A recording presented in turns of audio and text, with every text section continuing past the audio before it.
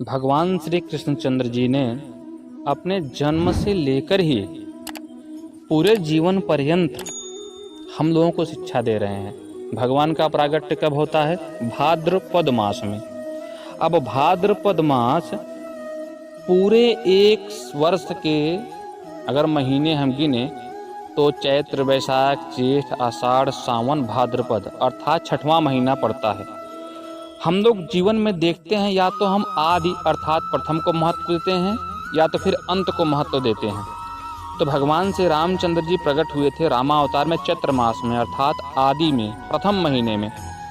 तो सभी आदि और अंत को महत्व देते हैं, मध्य की कोई भी चर्चा कहीं होती नहीं है। तो भगवान ने मध्य की महत्ता को बढ़ाने के लिए न तो आदि के महीने में अवतरित हुए, न तो अंत के महीने में अवतरित हुए, मध्य के महीने में अवतरित हुए।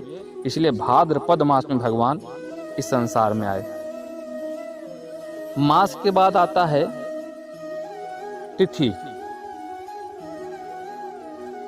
तिथियां 15 होती हैं प्रतिपदा से लेके पूर्णमासी और कृष्ण पक्ष में अमावस्या। तो या तो तिथियों की महत्ता प्रथम तिथि की होती है या अंतिम तिथि की, लेकिन भगवान ने यहाँ अष्टमी तिथि को चुना कि जो कि मध्य की तिथि है। तो यहाँ पे भगवान ने आदि और अंत के तुलना में मध्य की महत्ता को बढ़ाई है। भगवान श्री रामचंद्र जी सूर्य वंश में जन्म लिए और दिन के समय जन्म लिए, अर्थात सूर्य की महत्ता को बढ़ाई है भगवान ने। इसीलिए जब भगवान ने चंद्र वंश में जन्म लिया तब भगवान ने कृष्ण पक्ष को चुना और अंधेरी रात की महत्व को प्रकाशित किया है। भगवान मध्य दिवस में अवतरित होते हैं तो दिन के महत्ता को बढ़ाया है। इसीलिए कृष्णा अवतार में भगवान मध्य रात्रि में उत्पन्न होते हैं तो मध्य रात की महत्ता को बढ़ाते हैं।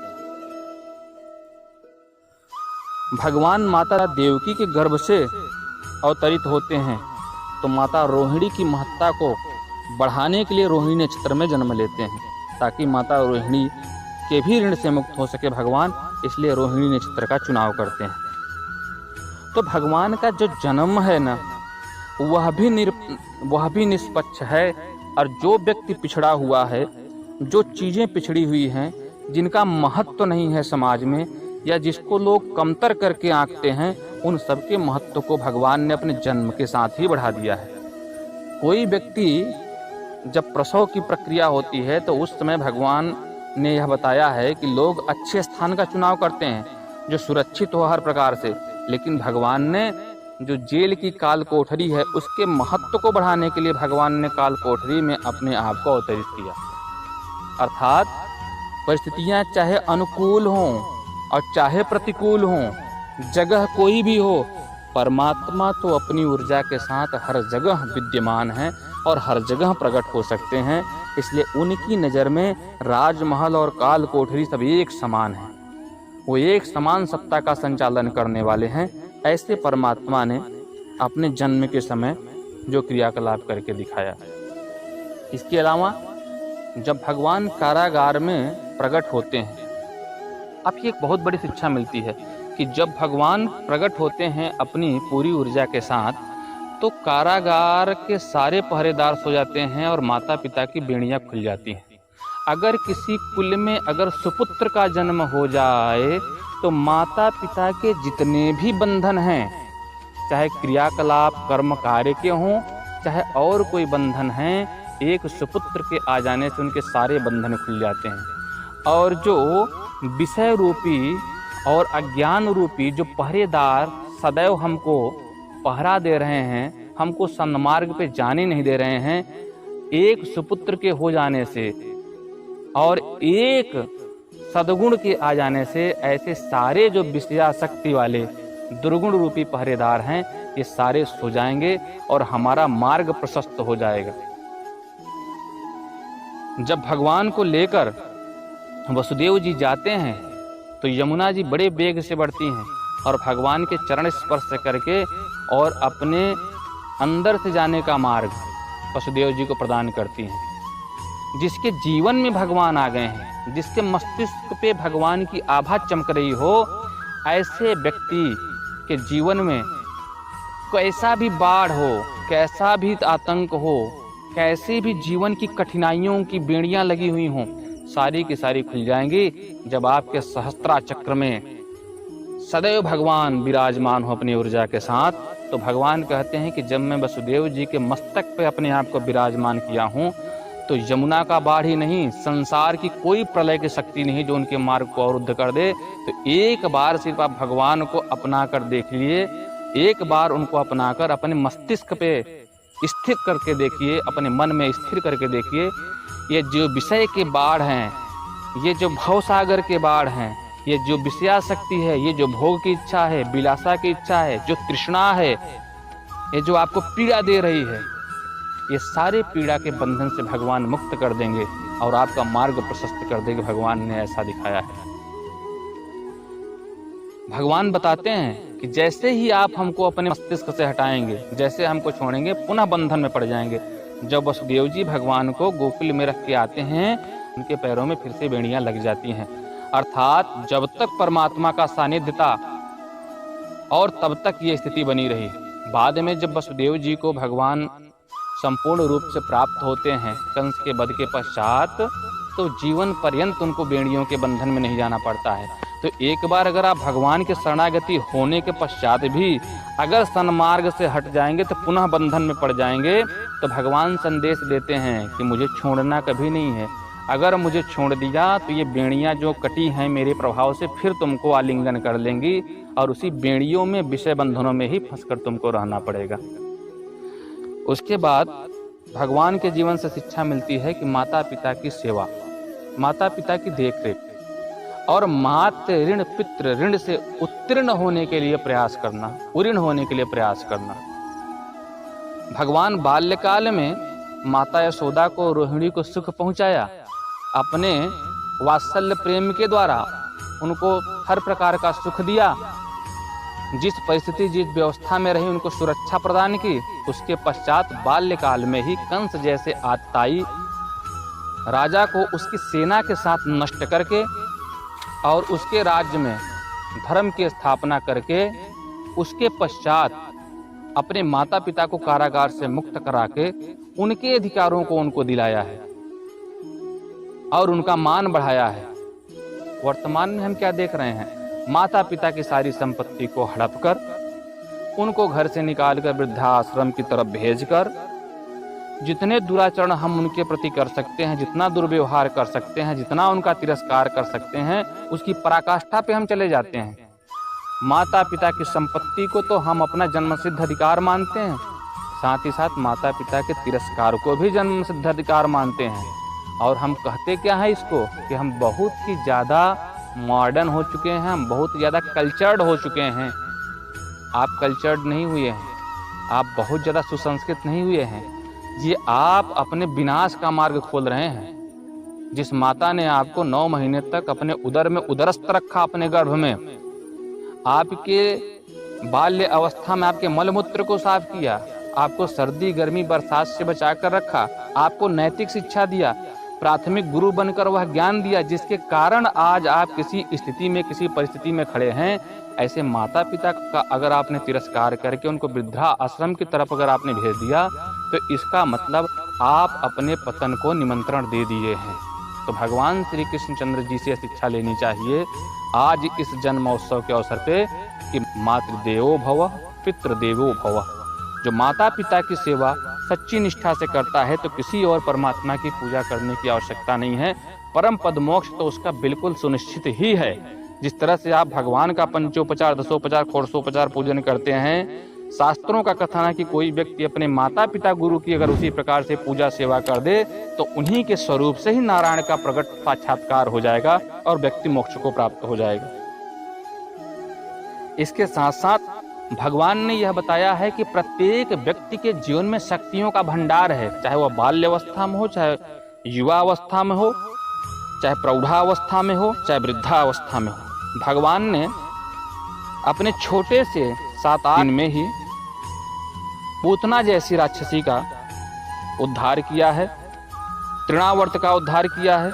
बाल्यकाल में बकासुर, अघासुर, धेनुकासुर, बड़े बड़े राक्षसों का संहार कर भगवान ने अपने दिव्यता को दिखाया है, अपने साहस को दिखाया है, अपने उत्साह को दिखाया है। तो हमको अपने बच्चों में बाल्यकाल से ही साहस भरना चाहिए, उत्साह भरना चाहिए, बुद्धिमत्ता भरनी चाहिए, ताकि वह जीवन में कभी भी किसी भी क्षेत्र में परास्त न हो सकें और एक पूर्ण विश्वास के साथ आगे बढ़ें। आज हमारे बच्चों में क्या हो रहा है, हम उनको निराशा का पाठ पढ़ा रहे हैं, हम उनको सही मार्ग पर प्रेरित नहीं कर रहे हैं, आध्यात्मिक शिक्षा नहीं दे रहे हैं, सूरवीरों की कहानियां नहीं सुना रहे हैं, देवताओं की कहानियां नहीं सुना रही हैं। बच्चों को मॉडर्न बनाने के चक्कर में उनको साहस विहीन कर दे रहे हैं। छोटे छोटे बच्चे तनाव से ग्रसित होकर आत्महत्या जैसे कृत्य को कर ले रहे हैं। उनके अंदर हमको धैर्य भरना है, साहस भरना है, चपलता भरनी है, ताकि उनका जो बाल्यकाल हो वह हंसता खेलता बढ़े, उनके मस्तिष्क का अच्छे से विकास हो, जो राष्ट्र का कुशल नेतृत्व करने की क्षमता लेकर आगे बढ़ें और मानवता के कल्याण के लिए, विश्व के कल्याण के लिए, संसार के कल्याण के लिए उनका जो जन्म हुआ है उस कार्य को वह कर सके। भगवान श्री कृष्णचंद्र जी ने जो अपनी सखाओं के साथ, जो गोपियों के साथ, माता पिता के साथ जो सौहार्द दिखाया है, जो प्रेम दिखाया है, भगवान श्री कृष्णचंद्र जी को और राधा जी को प्रेम की प्रतिमूर्ति के रूप में इस संसार में पूजा जाता है। तो हमको भी उनसे प्रेरणा लेनी चाहिए कि संसार का सबसे बड़ा धन है तो प्रेम धन है, सबसे बड़ी शक्ति क्या है, प्रेम है। प्रेम है तो सब कुछ है। भगवान से चातुर्य भी सीखना चाहिए। देखिए, बचपन में माता से अटखेलियाँ खेलते हैं, तरह तरह के बहाने बनाकर कैसे माता को वात्सल्य सुख देते हैं, मक्खन खाते हैं चुरा कर, तरह तरह के आमोद प्रमोद करते हैं, और ब्रह्मा जी जैसे विधाता को भी 1 वर्ष तक मोह में डाल दिया और नई सृष्टि बनाकर उन्हीं के समानांतर 1 वर्ष तक संचालित किया। जब विधाता आके भगवान के चरणों में शरणागत हुए, तब जाके अपनी माया से उनको मुक्त किया है। अर्थात भगवान ने जैसे अपने चातुर्य से विधाता को भी भ्रमित कर दिया, विस्मृत कर दिया, कालिया नाग जैसे नाग को ऐसे अपने वश में कर लिया, अपने चरण प्रहार से उसका मान मर्दन कर दिया। ये भगवान का चातुर्य ही बताता है कि कितने उच्च कोटि का था। हमें भी अपने बच्चों के अंदर ऐसी चातुर्य कला भरनी चाहिए कि परिस्थितियां कैसे भी हो, उनके अंदर सबको चकित करने का साहस होना चाहिए। भगवान ने प्रकृति के प्रति जो अपना उत्तरदायित्व प्रकट किया है, वो संपूर्ण संसार में अनुकरणीय है। भगवान ने इंद्रादि देवताओं की पूजन पाठ को बंद करके श्री गिरिराज जी महाराज की पूजा प्रारंभ कराई। उन्होंने बताया है कि हमारे गौओं को चारा मिल रहा है, हमको वनस्पतियाँ मिल रही हैं, फल मिल रहे हैं, औषधियाँ मिल रही हैं, तो हमारे लिए तो जीवनदाता विधाता गिरिराज जी महाराज जी हैं। तो साक्षात उन्होंने गिरिराज जी की पूजा प्रारंभ कराई, और जब इंद्र कुपित होकर पूरे ब्रज को नष्ट करने का प्रयास किए, तो गिरिराज जी की ही सहायता से उन्होंने सबकी रक्षा की। जब कालिया नाग ने यमुना के जल को दूषित कर दिया, लोगों के लिए पेयजल की समस्या बन गई, पशु उस जल को पी के मूर्छित होने लगे, तो भगवान कालिया नाग का मान मर्दन करके जमुना जी को स्वच्छ किया है, ताकि उसके तटबंध स्वच्छ रहें, लोगों के लिए शुद्ध पेयजल मिलता रहे। भांडीर वन में धेनुकासुर जैसे राक्षस आके वृक्षों को तोड़ते रहते थे, जीवों को डराते रहते थे, तो भगवान ने ऐसे राक्षसों का वध किया है ताकि जंगल वन सुरक्षित रहें, वहाँ पे रहने वाले जो जंगल के धन हैं, जीव हैं, सब सुरक्षित रहें, प्रकृति एक संतुलन में बनी रहे। संतुलन में भगवान ने इसके लिए भी प्रयास किया है। आज हम क्या कर रहे हैं, ग्लोबल वार्मिंग से जूझ रहे हैं, मौसम में परिवर्तन आ रहा है, अम्लीय वर्षा हो रही है, बिना मौसम के बारिश हो रही है, बिना मौसम के बाढ़ आ रहा है। कारण कि हम चंद्रमा पे जाके अरबों रुपए प्रतिदिन खर्च करने का विचार बना रहे हैं कि एक दिन वहाँ पे हमको सरवाइव करने के लिए अरबों रुपए चाहिए, लेकिन हम 50 रुपए का एक वृक्ष लगा के पूरे जीवन तक मुफ्त ऑक्सीजन की व्यवस्था नहीं कर सकते, जो हमको सुलभ जीवन प्रदान कर दे इस धरती पर। तो हम धरती पे 50 रुपए की कीमत पे एक अच्छा जीवन प्राप्त नहीं करना चाहते, लेकिन चंद्रमा पे अरबों रुपए का जीवन चाहते हैं, जहाँ पे न तो स्वतंत्रता होगी खेलने कूदने की, न मनोरंजन व्यायाम की, न तो सत्संग की, जहाँ पे कोई व्यवस्था नहीं होगी, एक मशीन की तरह हम जीवन व्यतीत करेंगे।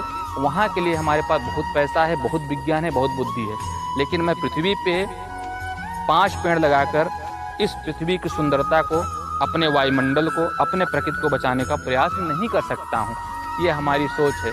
आधुनिकता के इस दौर में हम जंगलों को काटते हुए चले जा रहे हैं, कंक्रीट के जंगल बनाते चले जा रहे हैं, भगवान ने बताया है कि अगर प्रकृति रहेगी तभी पुरुष रहेगा। यह सृष्टि प्रकृति और पुरुष के सम्मेल से ही अस्तित्व में है, इसलिए प्रकृति की भी देखभाल करना हम सबके लिए परम कर्तव्य है।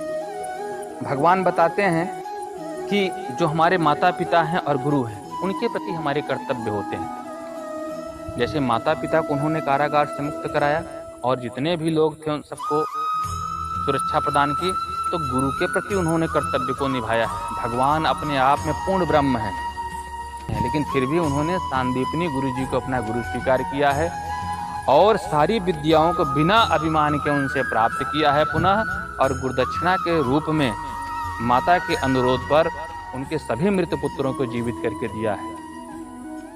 माता पिता और गुरु के प्रति भगवान की जो श्रद्धा है अपने आप में अनुकरणीय है। कहा गया है गुरुर ब्रह्मा गुरुर विष्णु गुरुर्देवो महेश्वर गुरुर साक्षात परब्रह्म तस्मै श्री गुरवे नमः। भगवान ने उसको करके दिखाया है कि गुरु के लिए मैं सृष्टि के चक्र को बदल दूंगा, मृत को भी जीवित कर दूंगा, क्योंकि गुरु ही ब्रह्मा है, गुरु ही विष्णु है, गुरु ही महेश है, गुरु और कोई नहीं है। वो अपने आप में परम ब्रह्म परमेश्वर है, क्योंकि गुरु की कृपा से ही ब्रह्म को प्राप्त किया जा सकता है। तो गुरु भक्ति को जो उन्होंने प्रदर्शित किया है, आज क्या हो रहा है, हम अपने गुरु का तिरस्कार कर रहे हैं, चाहे भौतिक गुरु हों चाहे आध्यात्मिक गुरु हैं। हमारे कोई ट्यूटर हैं, टीचर हैं, इंस्ट्रक्टर हैं, हम उनके साथ बदतमीजियाँ करते हैं, अपने अभिमान में घूम रहे हैं। जो हमारे आध्यात्मिक गुरु हैं उनका हम मजाक बनाते हैं, हम उनकी ऊर्जा को ग्रहण नहीं करना चाहते हैं, इसीलिए हम पतन को प्राप्त हो जाते हैं। हमारे जीवन में तनाव रहेगा, क्लेश रहेगा, हम आत्महत्या करते हैं, तलाक जैसी स्थितियों पहुँचते हैं। कारण क्या है कि हम गुरुओं का सम्मान नहीं करते और उनके अनुभवों का मार्गदर्शन प्राप्त नहीं करते, जबकि भगवान ने सदैव गुरुओं से मार्गदर्शन लिया हुआ है। भगवान एक कुशल राजनेता के रूप में भी अपने आप को स्थापित किए थे। कहा जाता है कि भगवान एक कुशल राजनेता भी थे। जैसे उन्होंने यह सुनिश्चित किया कि कंस का वध कैसे हो, उन्होंने यह सुनिश्चित किया कि राक्षसों का वध कैसे हो, उन्होंने सुनिश्चित किया कि गोकुल की व्यवस्था कैसे संचालित हो, उन्होंने यह भी सुनिश्चित किया कि मथुरा की व्यवस्था कैसे संचालित हो। भगवान ने यह भी सुनिश्चित किया कि कब जरासंध से युद्ध किया जाए और यह भी सुनिश्चित किया कि कब पलायन किया जाए। भगवान ने यह भी सुनिश्चित किया कि काल यवन का वध कैसे राजा मुचकुंद से कराया जाए। तो भगवान एक कुशल राजनीतिज्ञ थे और इसके साथ साथ एक कुशल कूटनीतिज्ञ भी थे। किस प्रकार से पांडवों की सहायता के लिए मित्रता का प्रस्ताव लेकर जाया जाए और 5 गांव को बड़ी चतुरता से मांगा जाए, और न मिलने पे जब दुर्योधन द्वारा दुस्साहस किया जाए तो कैसे विराट स्वरूप दिखाकर भी उनको चकित किया जाए। ये भगवान की कूटनीति से पता चलता है। कैसे कर्ण के कवच कुंडल को मांगने के लिए विचार किया जाए तो कैसे कर्ण को यह बताया जाए कि वह पांडवों का भाई है। यह भगवान की कूटनीतिज्ञता को प्रदर्शित करती है। तो भगवान कुशल कूटनीतिज्ञ थे। महाभारत के युद्ध में जितने भी संचालन के कार्य होते थे युद्ध के, और जितने भी युद्ध की रूपरेखा तैयार होती थी, उसमें भगवान अपनी अहम भूमिका निभाते थे। ये भगवान की दूरदर्शिता और कूटनीतिज्ञ को दर्शाता है। भगवान एक उच्च कोटि के मोटिवेटर अर्थात पथ प्रदर्शक भी थे, एक अच्छे काउंसलर थे, परामर्शदाता भी थे।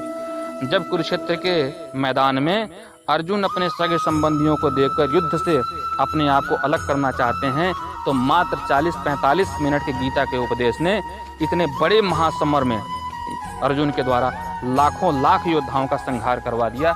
ऐसी शक्ति है। क्या आज हमारे अंदर वो नेतृत्व क्षमता है? क्या आज हम अपने राष्ट्र की सुरक्षा को सुनिश्चित करने के लिए क्या ऐसी सेना को तैयार कर सकते हैं कि जो अपना सर्वोच्च बलिदान देने के लिए सदैव तत्पर रहे? तो हमको भगवान श्री कृष्णचंद्र जी से ऐसी आध्यात्मिक ऊर्जा, ऐसा शौर्य, ऐसा तेज, ऐसा पराक्रम और ऐसा मनोबल चाहिए कि जब भी राष्ट्र पे संकट आए तो हम अपना सर्वोच्च बलिदान देने के लिए सदैव तत्पर रहें। चाहे उस समय कोई माता हो, चाहे पिता हो, चाहे कोई भी हो, मित्र हो, शत्रु हो, राष्ट्र से ऊपर कोई नहीं है। अगर राष्ट्र रहेगा तब हम रहेंगे। भगवान अर्जुन को कहते हैं कि हे अर्जुन, अगर तुम इस युद्ध में मारे जाते हो, वीर गति को प्राप्त होते हो, तो सैनिक जीवन में वीर गति को प्राप्त होने वाले व्यक्ति को स्वर्ग सुनिश्चित है। और अगर राज्य को जीत लेते हो तो उसके पूरे सुख को भोगोगे। अगर युद्ध जीतते हो तो पूरा सुख भोगने को तुमको मिलेगा, पूरा राज्य मिलेगा। गीता में भगवान कहते हैं, हतो वा प्राप्स्यसि स्वर्गम जित्वा वा भोक्षसे महिम तस्मादुत्तिष्ठ कौन्तेय युद्धाय कृत निश्चय। और भगवान ने शस्त्र उठवा ही दिया उनसे। समय पड़ने पे भगवान ने सुदर्शन का भी आवाहन किया है, तो समय पड़ने पे भगवान ने भीष्म के ऊपर रथ के पहिए को लेकर संधान किया है। अर्थात जब समय पड़े तो हमें शूरता दिखानी ही चाहिए, चाहे परिस्थितियां कैसी भी हों, ये भगवान ने बताया है। जरासंध के वध के लिए भगवान ने कैसे युक्ति लगाई और भीम के द्वारा जरासंध के जो वध का कार्यक्रम उन्होंने सुनिश्चित कराया, उसमें भगवान की कूटनीतिज्ञता और दूरदर्शिता प्रदर्शित होती है। यही नहीं, भगवान ने सदैव ही मित्रता का एक उत्कृष्ट उदाहरण प्रस्तुत किया हुआ है। सुदामा जैसे गरीब ब्राह्मण को भी उन्होंने अपना परम मित्र माना और 2 मुट्ठी तंदुल के बदले में 2 लोक का राज्य उनको प्रदान कर दिया। और जब सुदामा कृष्ण से मिलने के लिए जाते हैं तो दौड़ पड़ते हैं भगवान उनसे मिलने के लिए, और जल से उनके पैरों को नहीं धोते हैं, आंखों के आंसुओं से, नेत्र के जल से धोते हैं। नरोत्तम दास जी लिखते हैं, देख सुदामा की दीन दशा करुणा करके करुणा निधि रोए, पानी परात को हाथ छुए नहीं नैनन के जल से पग धोए। भगवान ने परात के जल को हाथ से छुआ ही नहीं, सुदामा की दशा को देखकर अपने नेत्रों के जल से उनके पैर को धोया है, अपने पीताम्बर से उसको पोंछा है। और कहते हैं, निवेदन करते हैं कि हे सखा, तुमने इतने कष्ट पाने के पश्चात भी कभी खबर नहीं दी मुझे, कभी यह नहीं बताया, क्या तुम्हें यह नहीं स्मरण था कि तुम्हारा कन्हैया जैसा एक मित्र भी है? तो आज वर्तमान में मित्र कैसे हैं? अगर आपके पास रुपया है, धन है, पद प्रतिष्ठा है, माल है, तो आपके सब मित्र मिल जाएंगे। लेकिन जैसे ही परिस्थिति आपके प्रतिकूल हुई, उसी समय मित्र आपको छोड़ छोड़ कर चले जाएंगे। आप अपनी समस्या बताएंगे तो उससे बड़ी समस्या अपनी आपके सामने प्रकट कर देंगे। रामायण में संत शिरोमणि गोस्वामी तुलसीदास जी कहते हैं, निज दुख गिरिसम रज करि जाना, मित्र का दुख रज मेरु समाना। कि मित्र वही है कि जो अपने पहाड़ के समान दुख को धूल के बराबर समझे, और मित्र के धूल के बराबर दुख को भी पहाड़ के बराबर समझ के सदैव उसकी सहायता के लिए तत्पर रहना चाहिए। ऐसा मित्र होना चाहिए। इसके अलावा भगवान सदैव नारियों की मर्यादा के लिए और उनकी अस्मिता की रक्षा के लिए सदैव तत्पर रहे हैं। मनुस्मृति में कहा गया है, यत् नार्यस्त पूज्यन्ते रमन्ते तत्र देवता। जहाँ पे नारियों का सम्मान होता है, पूजा होता है, वहाँ पे देवता स्वयं वास करते हैं। अर्थात वह लोक कोई भी हो, देवलोक बन जाता है। जब भी विपत्ति पड़ी, चाहे नारी के रूप में माता पिता के ऊपर विपत्ति पड़ी, तो उनको बंधन मुक्त किया। जरासंध के कैद से 16,000 रानियों को मुक्त किया। और आवश्यकता पड़ने पर द्रौपदी की जब मर्यादा का हरण होना शुरू हुआ कौरवों की सभा में, तो भगवान ने दिव्यता दिखाते हुए द्रौपदी की मर्यादा की रक्षा की। आज समाज में क्या हो रहा है? छोटी छोटी बच्चियों के साथ बलात्कार जैसे जघन्य अपराध हो रहे हैं, यौन शोषण जैसे जघन्य अपराध हो रहे हैं, और हम पूरी दुनिया में कहते हुए घूम रहे हैं कि हम सभ्य समाज के अंग हैं। कार्य क्षेत्र में जहाँ पे महिलाएं कार्य कर रही हैं, उनके साथ अपराध हो रहा है, उनको प्रताड़ित किया जा रहा है। भ्रूण हत्या के द्वारा बच्चियों को इस संसार में आने नहीं दिया जा रहा है। यहाँ पे कौन माता है, कौन बहन है, सारे रिश्तों को लोग तार तार करके रख दिए हैं। मानवता पूरी तरह से शर्मिंदा है। तो कम से कम भगवान श्री कृष्णचंद्र जी के जन्म उत्सव मनाते समय इतना तो सोच लें कि क्या मैं नारियों को सुरक्षित रख सकता हूँ? क्या मैं उनकी मर्यादा को सुरक्षित रख सकता हूँ? सिर्फ एक महिला की मर्यादा की रक्षा के लिए, उसकी वचन की रक्षा के लिए भगवान ने लाखों लाख योद्धाओं की बलि चढ़ा दी महाभारत में। क्या आज हम ऐसा कर सकते हैं? आज तो हम खुद ही महिलाओं के शोषण में, उनको प्रताड़ित करने में, चाहे वो माता के रूप में, चाहे बहन के रूप में, चाहे पत्नी के रूप में हो, चाहे हमारी सहपाठिनी के रूप में हो, चाहे हमारे कार्यक्षेत्र में हमारी सहभागिनी के रूप में हो, हम उनका शोषण करने के लिए सदैव हम विचार बनाते रहते हैं। हमारी ऐसी बुद्धि भ्रष्ट होती चली जा रही है। तो कम से कम भगवान श्री कृष्णचंद्र जी के जीवन से हमको यह प्रेरणा लेकर नारियों के सम्मान के लिए भी कार्य करना चाहिए। ऐसे बहुत सारे भगवान के अंदर दिव्य गुण थे, अगर हम उसमें एक भी गुण अगर अपना लें तो हमारा जीवन कल्याणकारी हो जाएगा, स्वयं के लिए भी, समाज के लिए, परिवार के लिए और राष्ट्र के लिए भी। इसीलिए आज श्री कृष्ण जन्माष्टमी का यह पर्व मंगलकारी तभी माना जाएगा कि सिर्फ हम पूजा पाठ करके मंगल को प्राप्त नहीं कर सकते हैं, आशीष को प्राप्त नहीं कर सकते हैं। भगवान के पद चिन्हों पे चलना पड़ेगा, तभी जाके सबसे सच्ची सेवा होगी, सच्ची पूजा होगी। भगवान भाव के भूखे हैं, अगर आप भाव से उनको स्वीकार कर रहे हैं, हृदयांगम कर रहे हैं उनके विचारों को, उनके क्रियाकलापों को, तो भगवान सदैव आपके अंदर विद्यमान हैं। उस ऊर्जा शक्ति से आप विश्व के कोई भी लक्ष्य को प्राप्त कर सकते हैं। तो आइए आज हम सब संकल्प लें कि इस जन्माष्टमी के पर्व पे भगवान ने जितने क्रियाकलाप करके दिखाए हैं, एक आदर्श मानवीय मूल्य को जो उन्होंने प्रदर्शित किया हुआ है, उन सब का हम अनुकरण करेंगे। आशा है यह प्रवचन आप सभी के लिए लाभकारी, कल्याणकारी होगा। आपका क्या विचार है इस वीडियो के बारे में, आप कमेंट कर सकते हैं। ऐसे और वीडियो अगर आप चाहते हैं तो भी आप कमेंट कर सकते हैं। मैं प्रयास करूंगा यथासंभव आपको ऐसे ही वीडियो लाता रहूंगा, जो कि आपको अच्छे जीवन के लिए प्रेरित करते रहेंगे और भारतीय नैतिक मूल्यों का अनुसरण करते हुए एक सभ्य समाज के निर्माण के लिए प्रेरित करते रहेंगे। एक बार पुनः आप सभी का धन्यवाद। जय जय श्री राधे, जय जय श्री राधे, जय जय श्री राधे श्याम।